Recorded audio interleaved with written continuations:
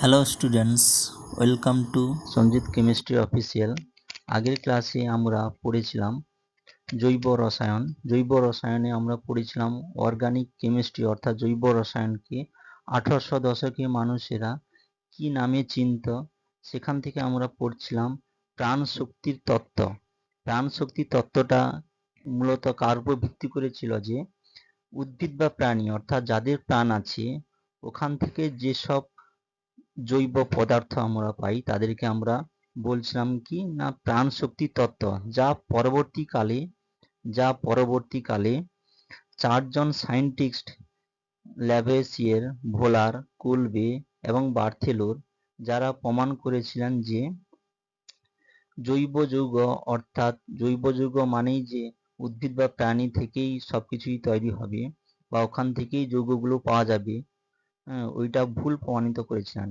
চারজন সায়েন্টিস্ট মিলে ওনারা কি করেছিলেন, যে পরীক্ষাগারে অর্থাৎ কৃত্রিমভাবে ল্যাবরেটরিতে বিভিন্ন প্রকারের জৈব পদার্থ এবং অজৈব পদার্থ, জৈব পদার্থ বা জৈব যৌগ এবং অজৈব যৌগ ওনারা তৈরি করেছিলেন।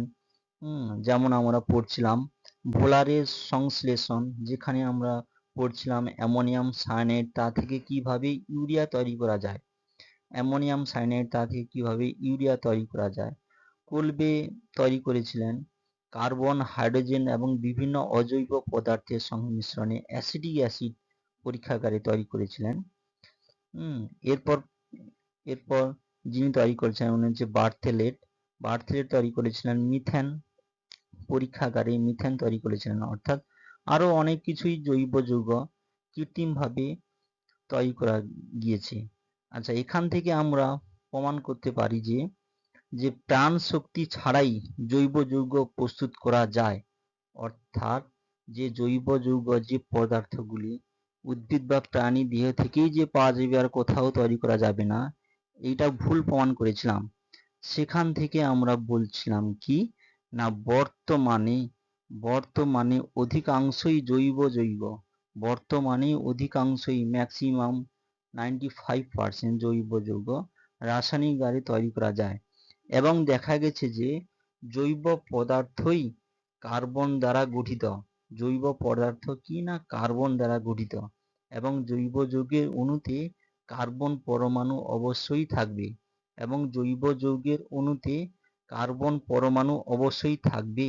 এই কারণে জৈব রসায়নকে বলা হয় কি না কার্বনের রসায়ন, কেমিস্ট্রি অফ কার্বন।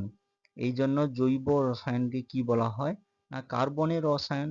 যেহেতু জৈব পদার্থের মূল যৌগ ছিল কি না কার্বন, মূল মৌল কার্বন, এই জন্য বলা হয় কি না জৈব রসায়নকে কার্বনের রসায়ন বলা হয়। কি না জৈব রসায়নকে কার্বনের রসায়ন বলা হয়। আচ্ছা, তাহলে আমরা কি শিখলাম, যে জৈব রসায়নকে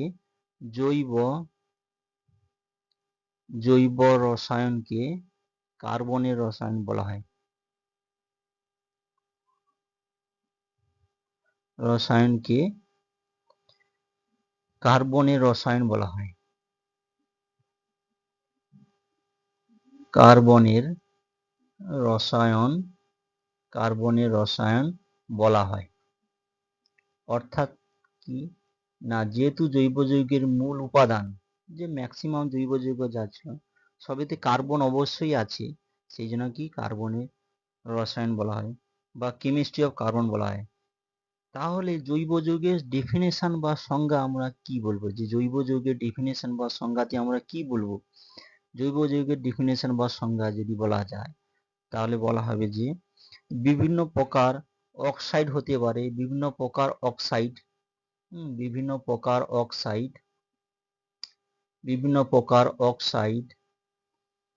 carbon sulphide, carbon disulphide হতে পারে, কার্বন ডাই সালফাইড বা কার্বনেট, বাইকার্বনেট, সায়ানাইড, আয়নযুক্ত অজৈব যৌগগুলি বাদে কারা না oxide, carbonate, carbon disulphide, carbon disulphide, carbon disulphide, carbon disulphide, carbon disulphide, carbonate, bicarbonate, bicarbonate, bicarbonate, cyanide, cyanide, cyanide, আয়নযুক্ত হয়। এই অজৈব যৌগগুলি বাদে, যে অজৈব যৌগগুলি আমি লিখলাম, এই অজৈব যৌগগুলি বাদে, এই অজৈব যৌগগুলি বাদে কার্বনে অন্যান্য যেসব সমযোজী যৌগে, কার্বনের অন্যান্য যেসব সমযোজী যৌগে, কার্বনে অন্যান্য যেসব সমযোজী, সমযোজী আমরা জানি পড়ে এসেছি, সমযোজী অসমযোজী বন্ধন, সমযোজী যৌগের মধ্যে কার্বনের ক্যাটিনেশন ধর্ম, কার না কার্বনের, কার্বনের ক্যাটিনেশন ধর্ম, কার্বনের ক্যাটিনেশন, কার্বনের ক্যাটিনেশন, ক্যাটিনেশন ধর্ম কি না আমরা কিছুক্ষণ পর পড়ব। কার্বনিক ক্যাটিনেশন ধর্ম ও সমাবয়বতা, ও কি সমাবয়বতা, ও সমাবয়বতা, ও সমাবয়বতা, সমাবয়বতা ধর্ম দেখা যায় কার্বনের সেই সব যৌগগুলিকে কি বলা হয় না জৈব যৌগ, অর্থাৎ oxide, oxide, oxide, carbonate, carbon disulphide, bicarbonate, cyanide, এই সমস্ত জৈব অজৈব যৌগ বাদে, এই সমস্ত অজৈব যৌগগুলি বাদে কার্বনে অন্যান্য যেসব সমযোজী যৌগে, কার্বনে অন্যান্য যেসব সমযোজী যৌগে, সমযোজী যৌগে কি হয় না কার্বনের ক্যাটিনেশন ধর্ম, কার্বনিক ক্যাটিনেশন ধর্ম ও সমাবয়বতা, কার্বনিক ক্যাটিনেশন ধর্ম ও সমাবয়বতা দেখা যায় কার্বনের সেই সব যৌগকে কি বলা হয় না জৈব যৌগ, কার্বনের সেই সব, কার্বনের সেই সব যৌগকে কি বলা হয় জৈব যৌগ। তাহলে জৈব যৌগ অজৈব যৌগের মধ্যে আমরা যদি পার্থক্য করার চেষ্টা করি তাহলে এখান থেকে আমরা কি কি পাবো না দেখো, জৈব যৌগ অজৈব যৌগের মধ্যে যদি আমরা ডিফারেন্স বা পার্থক্য খোঁজার চেষ্টা করি তাহলে আমরা কি পাবো না জৈব যৌগ, জৈব যৌগ যাকে বলা হয় অর্গানিক, যাকে বলা হয় অর্গানিক কেমিস্ট্রি, আর অজৈব যৌগ যাকে বলা হয় ইনঅর্গানিক। আমরা আগের ক্লাসে পড়েছি অজৈব, অজৈব যৌগ, অজৈব যৌগ, এদের মধ্যে যদি আমি পার্থক্য করার চেষ্টা করি তাহলে কি না জৈব যৌগের অণুতে, জৈব যৌগের অণুতে কার্বন অবশ্যই থাকবে, জৈব যৌগের অণুতে কি না কার্বন অবশ্যই থাকবে, কার্বনের সঙ্গে আর কে কে থাকতে পারে না বিভিন্ন প্রকারের অধাতু থাকতে পারে, যেমন কি যেমন hydrogen, hydrogen, oxygen, nitrogen, hydrogen, oxygen, nitrogen, sulphur, phosphorus, sulphur, phosphorus, আর বিভিন্ন প্রকারের হ্যালোজেন অধাতু থাকতে পারে। এছাড়া ধাতুও থাকতে পারে, ধাতুও থাকতে পারে, ধাতুর মধ্যে কে থাকবে, ধাতুর মধ্যে কে কে থাকবে Mg, Zn, zinc, copper, Fe, এগুলো থাকতে পারে। যেমন তার মধ্যে একটা উদাহরণ যদি আমরা দিই তাহলে কি গ্লুকোজ, যেখানে আছে দেখো C6H12, C6H12O6, C6H12O6, তাহলে এইটা তো একটা জৈব যৌগ। এখানে কার্বন ছাড়া, এখানে কার্বন ছাড়া আর কি কি আছে, হাইড্রোজেন আছে, অক্সিজেন আছে, তাহলে কি এটা হচ্ছে জৈব যৌগ। অজৈব যৌগে আমরা কি কি বলতে পারি না অজৈব যৌগের অণুতে, অজৈব যৌগের অণুতে, অজৈব যৌগের অণুতে কার্বনের মতো কোনো নির্দিষ্ট মৌলের, কার্বনের মতো কোনো নির্দিষ্ট মৌলের উপস্থিতি, অবশ্যই উপস্থিতি আবশ্যক নয়। উপস্থিতি কি না প্রেজেন্ট যে থাকতেই হবে এমন কোনো কথা নেই, থাকতে পারে নাও থাকতে পারে। অজৈব যৌগগুলি সমস্ত মৌল দ্বারা গঠিত হতে পারে, সমস্ত মৌল দ্বারা গঠিত হবে। উদাহরণস্বরূপ আমি নিতে পারি যে সোডিয়াম ক্লোরাইড খাদ্য লবণ বা সাধারণ লবণ আমরা যে বলি অসমল লবণ, NaCl সোডিয়াম ক্লোরাইড। এছাড়া কি এদের মধ্যে আর যদি আমরা ক্লিয়ার ভাবে বুঝতে চাই তাহলে কি না জৈব যৌগগুলি কি না সমযোজী বন্ধন সৃষ্টি করবে। জৈব যৌগগুলি কি হবে না সমযোজী বন্ধন সৃষ্টির মাধ্যমে তৈরি হবে। সমযোজী সমযোজী সমযোজী সমযোজী সমযোজী যৌগ তৈরি করবে। আর অজৈব যৌগে কি না অজৈব যৌগে হতে পারে তড়িযোজীও হতে পারে, সমযোজী হতে পারে, এছাড়া অসমযোজী 3 প্রকারের হতে পারে। তড়িযোজীও হতে পারে, তড়িযোজী যৌগ তৈরি হতে পারে, তড়িযোজীও হতে পারে, সমযোজীও হতে পারে, সমযোজীও হতে পারে এবং কি অসমযোজীও হতে পারে, অসমযোজীও হতে পারে, অসমযোজীও হতে পারে, অসমযোজীও হতে পারে। এছাড়া আরো অনেক পার্থক্য আছে, যেমন কি না জৈব যৌগগুলি কি হয় না ধার্য হয়, ধার্য হয়। জৈব যৌগগুলি কি হয় ধার্য হয়, অজৈব যৌগগুলি কি বেশিরভাগ অধার্য হয়। জৈব যৌগগুলি কি হয় সাধারণত জৈব দ্রাবক হিসেবে থাকতে পারে, যেমন কি না ক্লোরোফর্ম, বেনজিন। ব্যতিক্রম আছে যেমন চিনি, গ্লুকোজ, ইথানল, জলের দ্রবণ। অধিকাংশ জৈব যৌগ এবং দ্রবণে এদের তড়িৎ কুপরিবাহী বা অপরিবাহী বলা হয়। অপরিবাহী জৈব যৌগগুলি সাধারণত কি হয় না অপরিবাহী, অপরিবাহী, অপরিবাহী। অজৈব যৌগগুলি কি হয় না তড়িতের পরিবাহী, তড়িতের পরিবাহী। অজৈব যৌগগুলি কি হয় তড়িতের পরিবাহী, তড়িতের পরিবাহী। এই হচ্ছে জৈব যৌগ আর অজৈব যৌগের মধ্যে পার্থক্য। আরো অনেক পার্থক্য আছে। জৈব যৌগগুলি সাধারণত গলনাঙ্ক আর স্ফুটনাঙ্ক কি হয় খুবই কম হয়, সাধারণত কম হয়। এরা কি বেশিরভাগ উদ্বায়ী হয়, এরা উদ্বায়ী হয়। এরা কি হয় না উদ্বায়ী হয়, বায়ুতে খোলাতে রেখে দিলে কি হয় উড়ে যাবে। আর অজৈব যৌগ কি হয় এরা কম উদ্বায়ী, উদ্বায়ী কিন্তু কম উদ্বায়ী হবে। এদের গলনাঙ্ক স্ফুটনাঙ্ক সাধারণত বেশি হয়। এই ছিল কি জৈব যৌগ আর অজৈব যৌগের মধ্যে পার্থক্য। তাহলে আমরা বুঝতে পারলাম জৈব যৌগ কাদের বলবো, অজৈব যৌগ কাদের বলবো।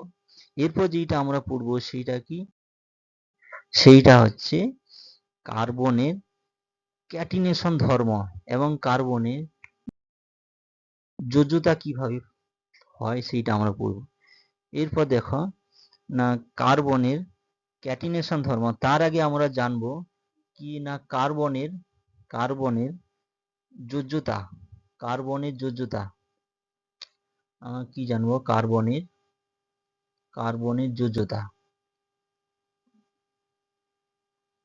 কার্বনের যোজ্যতা। কার্বনের যোজ্যতা জানতে হলে আমাদের 11 একটু ইলেকট্রন বিন্যাস জানতে হবে। আমরা জেনেছি ক্লাস 10 পর্যন্ত আমরা জেনেছি কি KLMN, ইলেকট্রন বিন্যাস KLMN। এইভাবে ইলেকট্রন বিন্যাস যেখানে ইলেকট্রন প্রত্যেকটা সেলে ইলেকট্রন থাকবে 2n স্কয়ার, যেখানে n এর মান কি হবে 1 দিয়ে শুরু হবে, 1 2 এইভাবে চলতে থাকবে।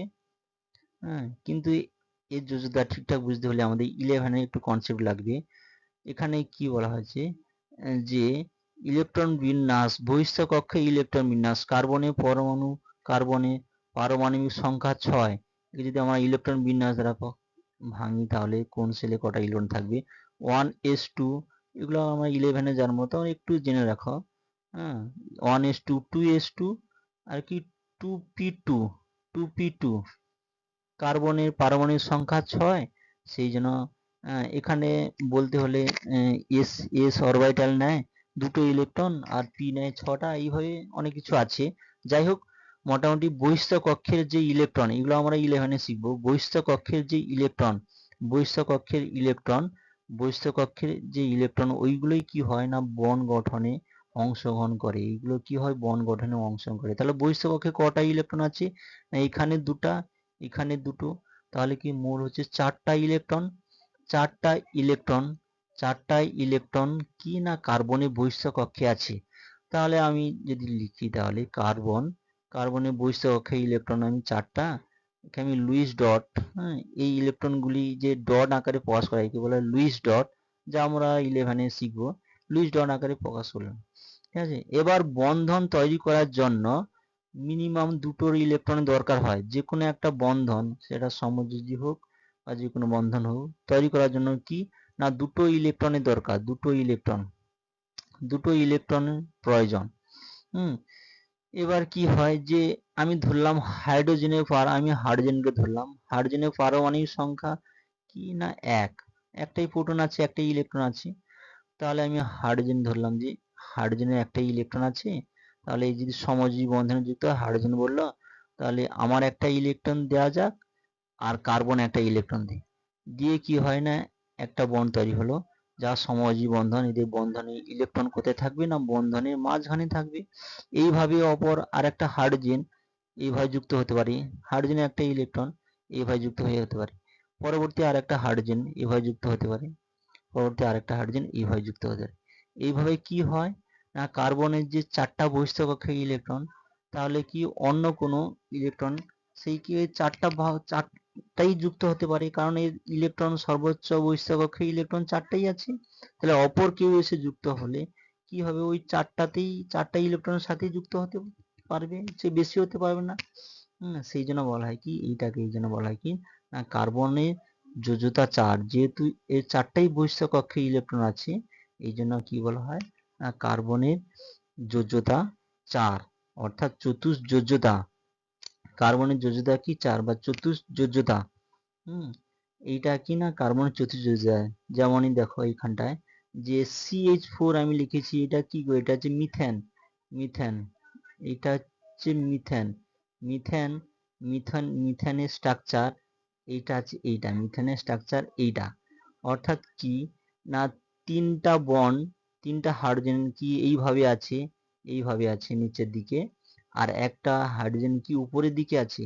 এই যে মধ্যবর্তী কোণ কত না 109 ডিগ্রি 28 মিনিট, প্রত্যেকের মধ্যবর্তী কোণ কত না 109 ডিগ্রি 28 মিনিট, 109 ডিগ্রি 28 মিনিট প্রত্যেকের। এরও কোণ 109 ডিগ্রি 28 মিনিট, এরও কোণ 109 ডিগ্রি 28 মিনিট, এরও কোণ 109 ডিগ্রি 28 মিনিট। অর্থাৎ এই যে কোণগুলো হয় সেইটা হচ্ছে কি না ইলেকট্রনের repulsion, electron bond pair repulsion, এই বিভিন্ন রকমের রিপালশন যা আমরা 11 ওখানে শিখবো ডিএসপিআর থিওরিতে। এই রিপালশনের জন্য মিনিমাইজ হয়ে যতটা রিপালশন এড়াতে পারবে ততটা কি রিপালশন এড়িয়ে এরা কি তার অ্যাঙ্গেল এসছে কত না, এরা যে একটা হাইড্রোজেন আর একটা হাইড্রোজেন থেকে 109 ডিগ্রি 28 মিনিট দূরত্বে থাকবে। অর্থাৎ এই যে হাইড্রোজেনটা আছে, এই হাইড্রোজেনের ইলেকট্রন ক্লাউড আছে, এই হাইড্রোজেনেরও ইলেকট্রন ক্লাউড আছে। এই একে অপরে ইলেকট্রন ক্লাউড থাকার জন্য আমরা জানি চুম্বক আর তড়িৎ একে অপরের কি হয় না একে অপরের সাথে সম্পর্কযুক্ত, অর্থাৎ সমমেরু বা সম আধান একে অপরকে বিকর্ষণ করে। এখানেও একই রকম হয় যে এখানে ইলেকট্রনের চার্জ, এখানেও ইলেকট্রন ক্লাউড আছে, এখানটাও ইলেকট্রন ক্লাউড আছে, যা একে অপরকে রিপালশন করবে। সেই রিপালশনটাকে যেহেতু আমাদের চারটা হাইড্রোজেন আছে, এরা নিজেদের মধ্যে রিপালশন যতটা এড়াতে পারবে, এরা কি না এই দূরত্বে থাকে, যাদের কোণ হচ্ছে কতটা না 109 ডিগ্রি 28 মিনিট। এটা এরপর আমরা কি জানবো না ক্যাটিনেশন, কার্বনের ক্যাটিনেশন প্রপার্টি। এরপর যেটা আমরা জানবো সেটা কি না কার্বনের ক্যাটিনেশন প্রপার্টি। কার্বনের ক্যাটিনেশন প্রপার্টিটা কি না কার্বনের ক্যাটিনেশন প্রপার্টি, কার্বনের ক্যাটিনেশন প্রপার্টি, কার্বনের ক্যাটিনেশন প্রপার্টি বা ধর্ম কি না বিজ্ঞানী সায়েন্টিস্ট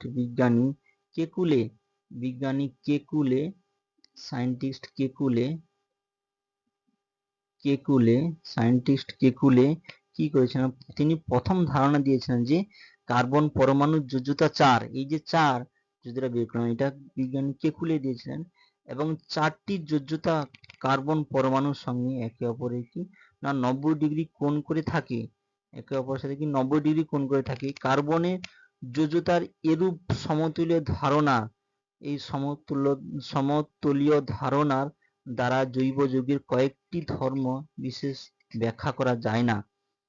সেই ক্ষেত্রে কেকুলে কি করেছিলেন, কেকুলের উনার মতে যে পরিবর্তনের প্রয়োজন হয় এবং 1874 খ্রিস্টাব্দে বিজ্ঞানী ভ্যান হফ বিজ্ঞানী ভ্যান হফ বিজ্ঞানী ভ্যান হফ বিজ্ঞানী ভ্যান হফ বিজ্ঞানী ভ্যান হফ ও লাবেল বিজ্ঞানী ভ্যান হফ ও লাবেল দুজন সায়েন্টিস্ট কি করেছেন না কার্বনের যোজ্যতা যে সমচতুস্তলকীয় অর্থাৎ কি রেগুলার টেট্রাহাইড্রাল, যা আমরা কিছুক্ষণ আগে জানলাম। কার্বনে আকৃতি কি না সমচতুস্তলকীয় বা রেগুলার টেট্রাহাইড্রাল, এই মতবাদ এই দুজন সায়েন্টিস্ট ভ্যান হফ আর লাবেল কি প্রথম প্রচার করেছিলেন। উনাদের মতে কি হয়েছিল, 1 নম্বর বলেছেন যে কার্বনে 4টা যোজ্যতা একই সমতলে থাকে না। আমরা দেখলাম যে কার্বনে 4টা যে হাইড্রোজেন একই সমতলে নেই, 3টা হাইড্রোজেন নিচের দিকে, 1টা হাইড্রোজেন উপরের দিকে, যদিও এখানটায় 2টো hydrogen above the plane below the plane আর 2টো হাইড্রোজেন ইন প্লেনে থাকে। অর্থাৎ এই দুটো হাইড্রোজেন ইন প্লেনে যদি আমি ধরে নিই, বাদ বাকি এই দুটো কি না এটা হচ্ছে অ্যাবাভ দ্য প্লেন আর এটা কি না বিলো দ্য প্লেন। পরবর্তীকালে আমরা স্টিওকেমিস্ট্রি জানবো অ্যাবাভ দ্য প্লেন অর্থাৎ অ্যাবাভ দ্য প্লেন কি এই প্লেনের উপরে আছে, আর এইটা কি প্লেনের ঠিক উল্টো দিকে আছে, আর এই দুটো কি ইন প্লেনে আছে, এই দুটো হাইড্রোজেন কি ইন প্লেনে আছে। তার ওনারা বলেছিলেন যে কার্বনের 4টা যোজ্যতা একই সমতলে থাকে না। 2 নম্বর বলেছিলেন কি না 2 নম্বর বলেছিলেন কার্বন পরমাণুটি একটি কাল্পনিক চতুস্তলকীয় কেন্দ্রে অবস্থান করে। যে কার্বন পরমাণুটি ওই চতুস্তলকীয় একটা কেন্দ্রে অবস্থান করে, যেখানে কার্বনের 4টা যোজ্যতা ওই চতুস্তলকীয় 4টি শীর্ষবিন্দুর দিকে প্রসারিত হয়। অর্থাৎ যে ছবিটা আমরা যে দেখলাম কিছুক্ষণ আগে যে আনলাম, যে ওইটাই বলা হয়েছে। 3 নম্বর ওনারা কি বলেছেন যে কার্বন পরমাণুর যে কোনো দুটি যোজ্যতার মাঝে কোণ কি না 109 ডিগ্রি 28 মিনিট, যা বলেছি কিছুক্ষণ আগে 109 ডিগ্রি 28 মিনিট 109 ডিগ্রি 28 মিনিট এইটা ওনারা পড়েছেন। এবার তিনি বলেছিলেন যে ক্যাটিনেশন ধর্মটা তাহলে কি?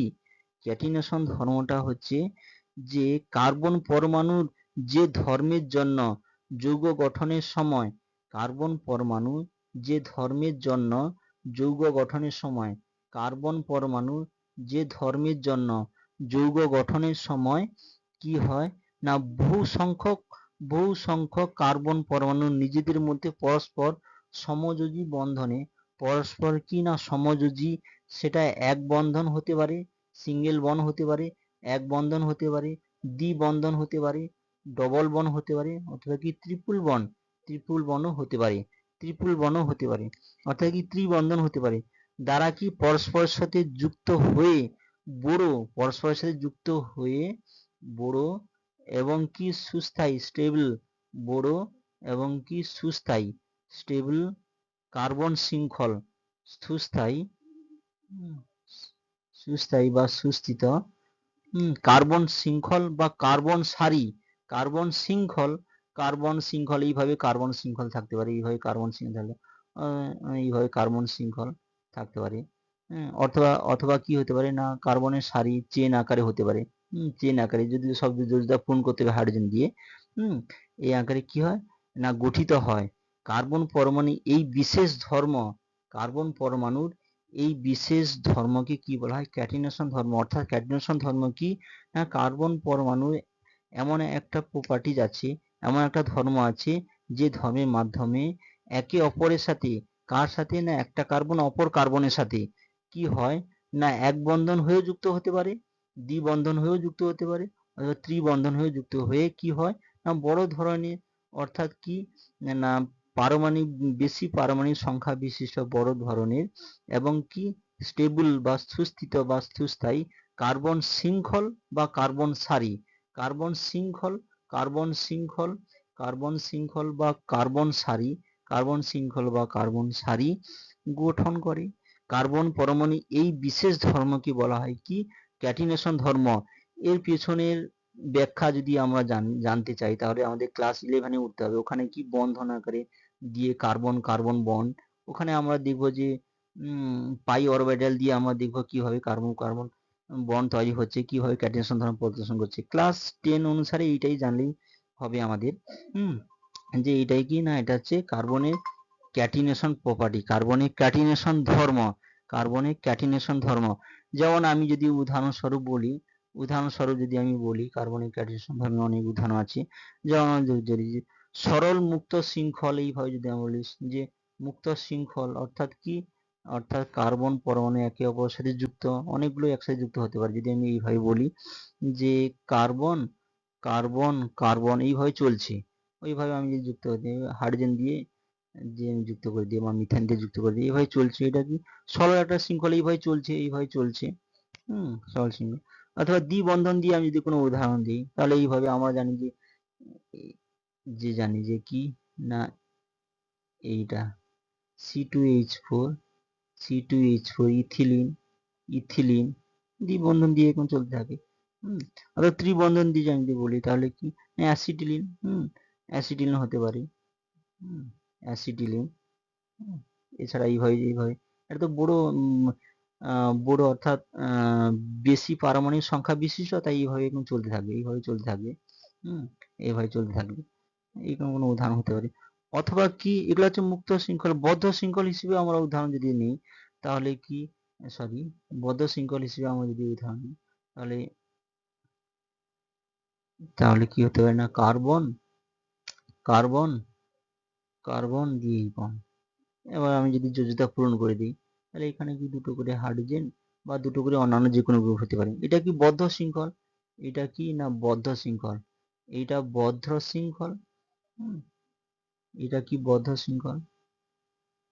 এর পরের ক্লাসে আমরা কি জানবো,